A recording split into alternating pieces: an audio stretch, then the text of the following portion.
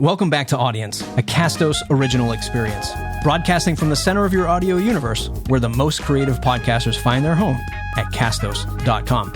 Press play right here in your podcast player every week. It's like a cheat sheet for marketing, monetizing, and growing your podcast. So good, you'll want to share castos.com/audience with your closest friends. Okay, Audience starts now.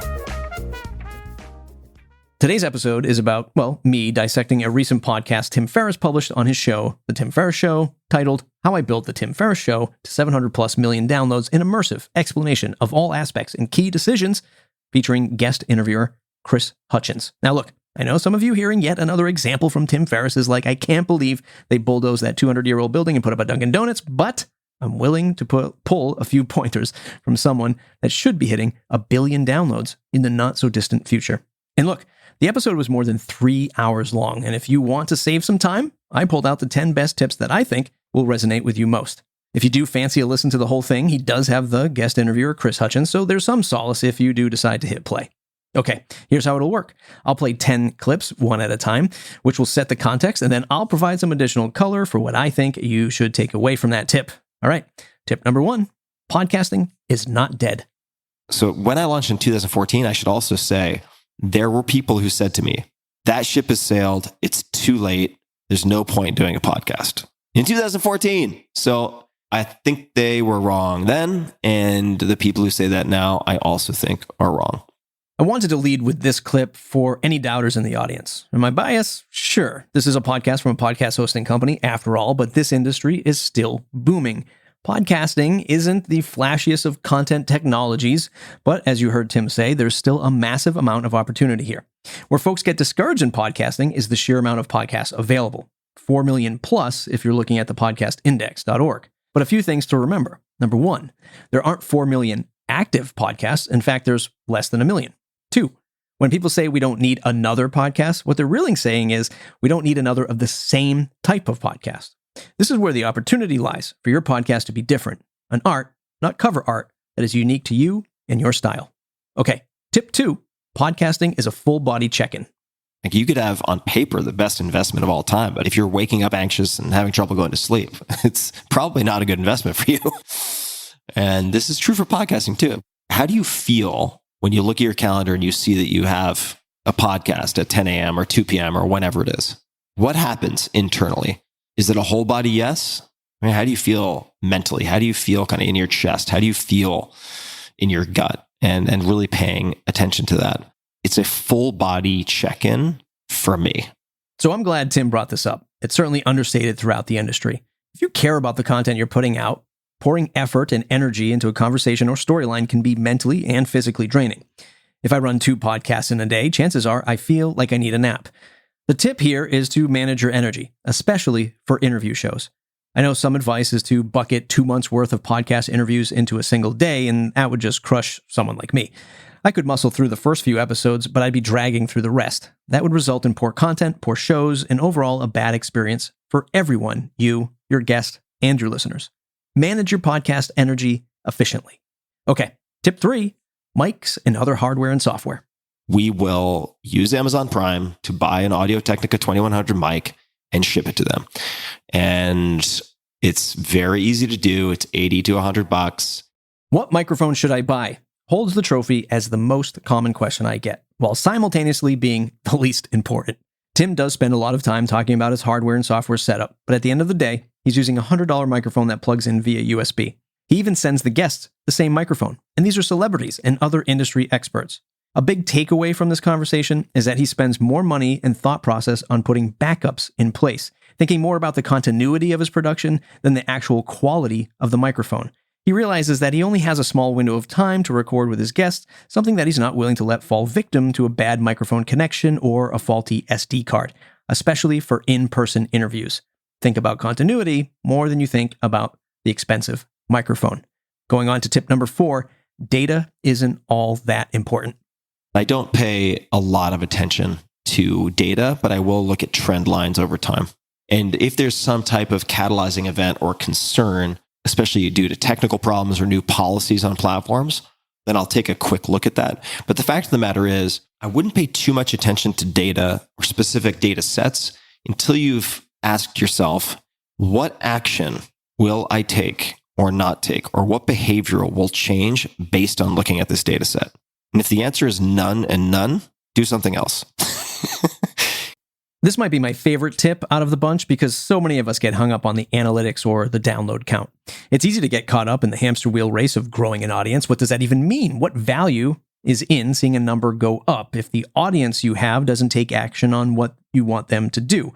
And on the flip side, when you only care about downloads, are you sacrificing on the quality of content for your audience? Well, then there's also the stress factor. Tim challenges this with, will I be able to take action with this data?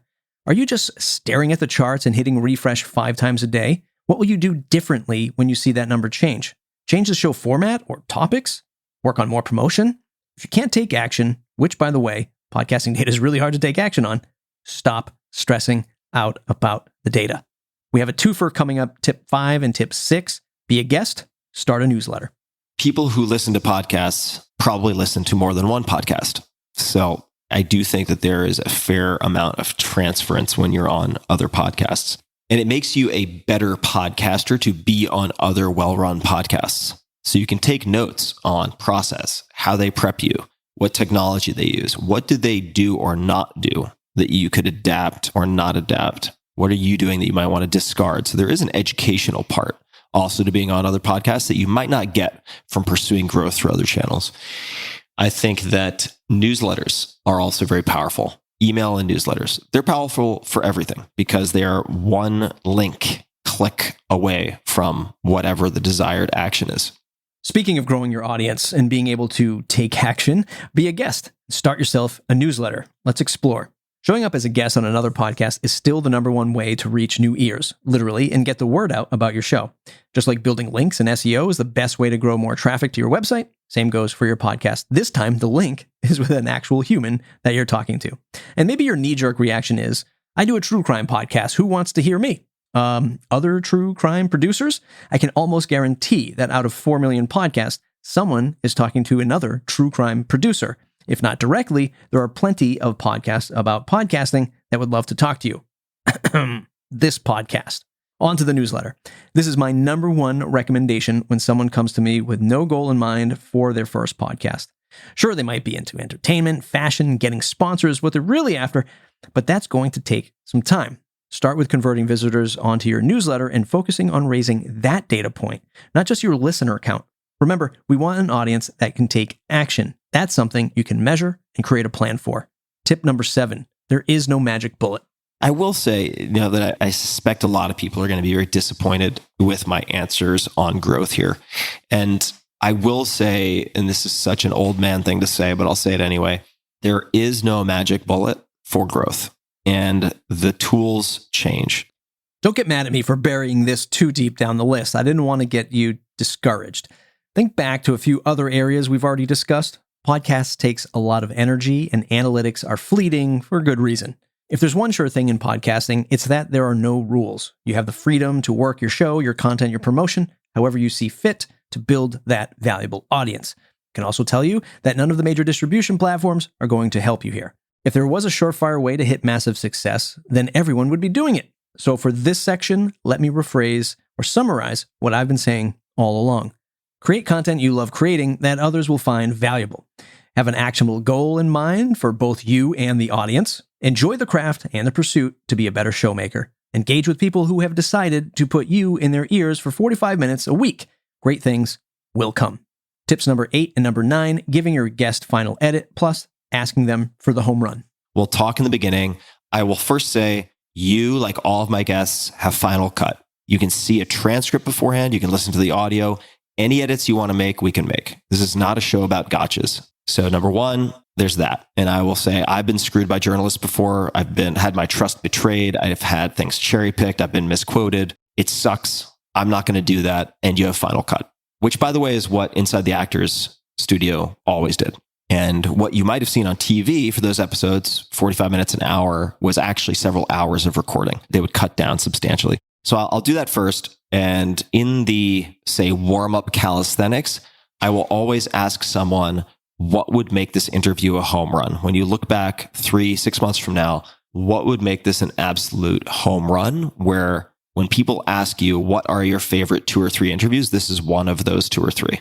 And people are almost always surprised when I ask that, because it's never asked.